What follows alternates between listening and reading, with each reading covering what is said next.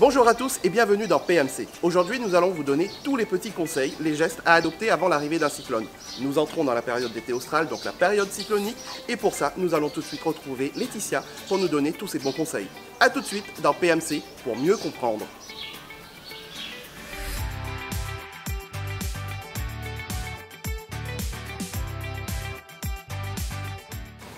Bonjour Laetitia. Bonjour Fabrice. Alors Laetitia, nous rentrons dans une période cyclonique. Est-ce que tu peux nous donner quelques petits conseils en ce qui concerne déjà les déchets verts, mais avant d'en avoir, qu'est-ce qu'il faudrait faire? Donc en prévision de cyclone, ce qu'il est fortement conseillé d'élaguer ces arbres. Donc pour les déchets verts, en fait, on a deux possibilités. Soit on va en déchetterie, on apporte ces déchets en déchetterie, soit on les présente à la collecte, en porte-à-porte, donc dans la limite de 2 mètres cubes. Et en respectant bien le calendrier de collecte.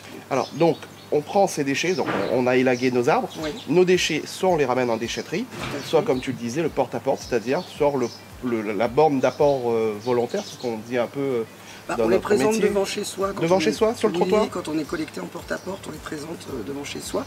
Pour éviter tout phénomène de dépôt sauvage, il faut vraiment respecter le jour de collecte. Donc il est demandé de présenter ces déchets verts la veille du jour de collecte qui est indiqué sur le calendrier. Le calendrier, donc soit vous l'avez, soit vous pouvez le demander au numéro vert si vous l'avez perdu, ou alors vous pouvez aller sur le site internet du TCO pour retrouver les jours de collecte dans votre secteur. Alors site internet du TCO, www.tco.re et le numéro vert 0800 605 605. Justement, quand on va apporter donc, ces déchets verts en déchetterie, on est sur un gros volume à un moment donné, parce que c'est le début de la période cyclonique, donc tout le monde va élaguer. Est-ce qu'en déchetterie, il y a donc une disposition à cet effet? Alors en déchetterie, en fait, l'enlèvement des caissons se fait à la cadence des apports. Donc nous, on s'adapte. On sait que c'est une période, effectivement, où on va avoir beaucoup d'apports de déchets verts. Donc on va adapter en fait les enlèvements, les rotations, pour pouvoir accueillir tout le monde avec ces déchets verts en déchetterie. Et justement, je reviens sur ce porte-à-porte. Nous sommes arrivés en période d'été austral. Il y a aussi une augmentation de la fréquence de ramassage. Tout à fait.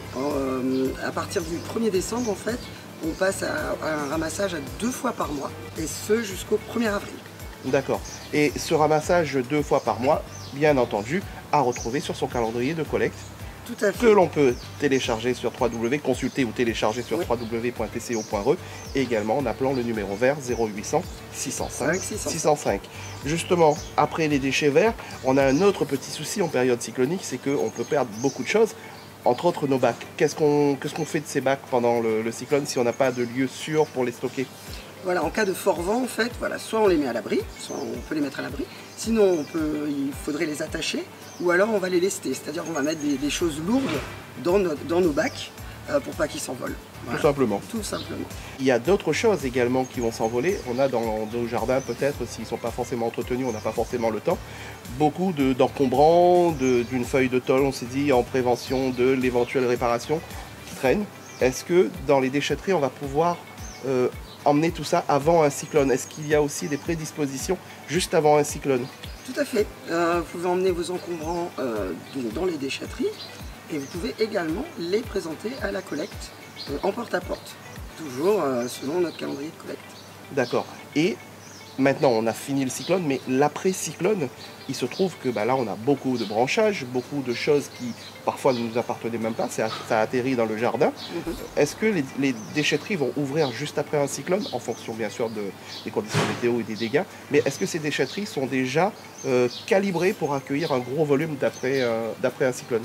Oui, on s'organise après un cyclone pour justement qu'il y ait de la disponibilité pour des apports de déchets verts, mais aussi des encombrants, parce que c'est les deux flux, effectivement, après un cyclone qu'on va pouvoir recevoir en déchetterie. Laetitia, il existe également un outil sur une application qu'on peut avoir sur, que ce soit iOS ou Android, une application qui nous permet de connaître quasi en temps réel la météo d'une déchetterie. Mais c'est quoi la météo d'une déchetterie réellement? La météo d'une déchetterie, c'est en fait la disponibilité justement de ces bennes pour accueillir les déchets. Donc quand on a par exemple de gros volumes, il est bon de regarder la météo de sa déchetterie où on va aller pour savoir si on pourra être accepté en déchetterie. Et si par exemple le caisson est plein, on peut être dirigé, on peut regarder sur d'autres déchetteries ou attendre, puisque c'est en temps réel, que le caisson soit donc vidé. Voilà. Et donc ça évite de venir en déchetterie et de ne pas pouvoir déposer ces déchets. En résumé, une application qui permet de connaître dans la journée, quasi actualisée plusieurs fois dans la journée, quel bac est disponible, quel déchet on peut emmener dans quelle déchetterie, tout simplement. Tout à fait. Voilà.